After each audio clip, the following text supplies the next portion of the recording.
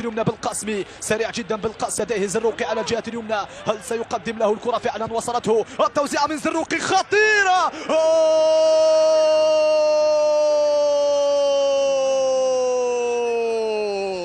بنيران صديقة، كبداد يضع الكرة في شباكه، يضع الكرة في شباك فريقه معلنا عن الإسبقية والأفضلية لنادي بارادو بعد انطلاقة سريعة جدا. الخطير بوزيدة مر وعبر ومرر لزروقي، وزع زروقي، ارتطمت بكبداد. السيناريو الأول في المباراة 1-0 لنادي بارادو، هكذا قدم بوزيدة، وزعها زروقي. ماذا تفعل يا كبداد؟ ماذا فعلت يا كبداد؟ تابعها كبداد ولكن في مرمى قندوز، واحد الباك، لا شيء شباب الوزداد. صدقوني هدف سيلهب المباراة، شيء سيشعل فتيلها.